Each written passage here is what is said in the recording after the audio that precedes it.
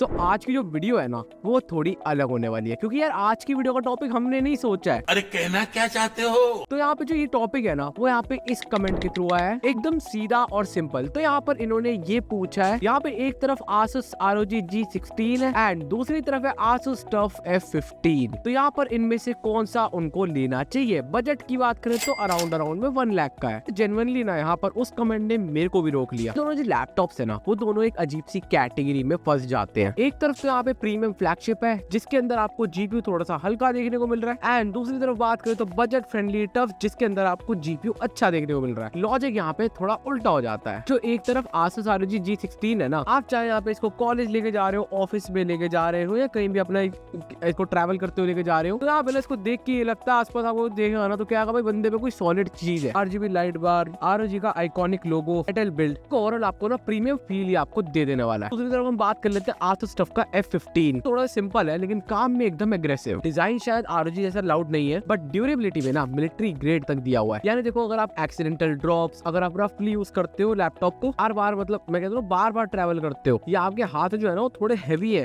तो ये लैपटॉप आराम से चिल करेगा। इस प्राइस पॉइंट के अंदर ना इसके अंदर जो जीपीयू है वही सबसे बड़ा ट्विस्ट है। पहले आते हैं यहाँ पे दोनों के चिप पर, मतलब सीपीयू। ROG G16 के अंदर आपको i7-13650HX देखने को मिलेगा। HX सीरीज का प्रोसेसर है। लैपटॉप मार्केट में एक अलग लेवल चीज है। तो 14 कोर्स के साथ ये प्रोसेसर आपका एडिटिंग करनी हो, चाहे रेंडरिंग करनी हो, चाहे गेमिंग करनी हो, इजीली आप इस पे कर सकते हो। अगर आपने बैकग्राउंड में ब्लेंडर रेंडर चला दिया एंड साइड में देखो आप प्रीमियर प्रो टाइमलाइन स्क्रब कर रहे हो और ऊपर से ब्राउजर भी खुले पड़े भाई, अलग अलग ज्यादा टैब, देखो ये प्रोसेसर आपका फुल साथ देने वाला है। अब बात कर लेते हैं TUF F15 की। यहाँ पर आपको देखने को मिलता है i7-13620H। पहली बात तो H सीरीज का प्रोसेसर है, HX नहीं है। यहाँ पे आपको 10 देखने को मिलता है, थोड़ा लाइटर है, थोड़ा और एफिशिएंट। ऑन पेपर की बात करें तो ROG के HX प्रोसेसर से पीछे रह जाता है। ट्विस्ट ये आ जाता है कि गेमिंग में सीपीयू से ज्यादा जीपीयू पे इम्पैक्ट होता है। मतलब सियारों की बात नहीं कर रहा मैं, मतलब आज की मॉडर्न जो AAA गेम्स है, गॉड ऑफ वॉर, रैग्नारॉक, तो हैवी होते हैं। आपको VRAM अगर ज्यादा होगी तो और ज्यादा बेनिफिट होने वाला है। देखो यहाँ पे फर्क पड़ता है बट एक लिमिट तक। पॉइंट के बाद जीपीयू ही मेन परफॉर्मेंस मैट्रिक बन जाता है। ये TUF F15 ROG 6 को हरा देता है। F15 में आपको यहाँ पे जीपीयू मिलता है 4060 8GB VRAM के साथ ही आने वाला है। ROG 6 में आपको मिलता है 4050 जो कि आपका 6GB VRAM के साथ आने वाला है। जीपीयू साइड पे जो TUF है वो सिंपली बेटर है। आजकल के टाइम पे Alan Wake 2 हो, Cyberpunk Phantom Liberty हो, सब जो गेम्स है ना VRAM को खा जाते हैं। अगर आपको ये 6GB VRAM वाला जीपीयू है तो हाई टेक्सचर सेटिंग्स पे देखो यहाँ पे बॉटल लिखा जाता है, स्टॉप,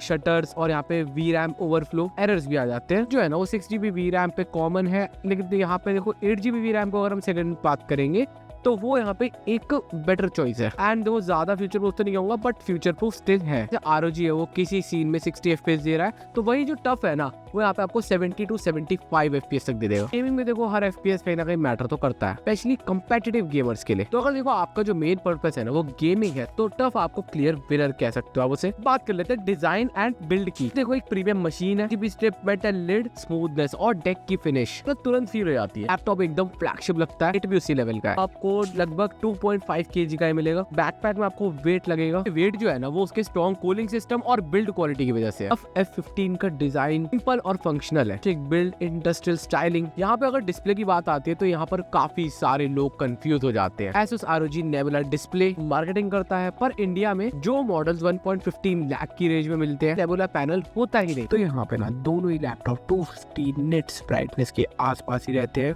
रिफ्रेश रेट की बात करें तो ROG 165 हर्ट्ज एंड TUF की बात करें तो 144 हर्ट्ज। देखो यहाँ पे रियल वर्ल्ड में तो डिफरेंस देखना है थोड़ा मुश्किल हो जाता है। छोटा सा इशू जो TUF के साथ आ रहा है बात करना उसके बारे में जरूरी है। यूनिट्स में ना आपको MediaTek या Realtek का वाईफाई मिलता है। कार्ड जो है ना वो कभी कभी अनस्टेबल भी हो जाते हैं, करते करते के बीच में भाई डिस्कनेक्ट हो जाएंगे, पिंग स्पाइक्स आ जाते हैं या फिर पिंग स्पाइक्स आ सकते हैं। अगर हम इसकी बैटरी लाइफ की बात करें दोनों की, बैटरी लाइफ में TUF थोड़ा आगे हो जाता है। नॉर्मली यूसेज में 6 to 7 आवर्स तक निकाल देता है। ROG का HX प्रोसेसर पावर एंग्री होता है क्योंकि वह HX प्रोसेसर है, इसलिए बैटरी लाइफ 5 घंटे के आसपास आ जाती है। दोनों लैपटॉप्स में टाइप सी चार्जिंग सपोर्ट मिलता है। दोनों का कंपैरिजन अब कौन सा लेना बेटर है वो आपके यूज केस एंड ऑल उस पर डिपेंड करता है। प्लस में आपको दिक्कतें बताई मैंने। मुझे वीडियो पसंद आए तो लाइक कर देना और चैनल को सब्सक्राइब कर देना। ऐसे कंटेंट देखने के लिए हम मिलते हैं एक बढ़िया से नेक्स्ट कंटेंट के साथ। तब तक के लिए बाय।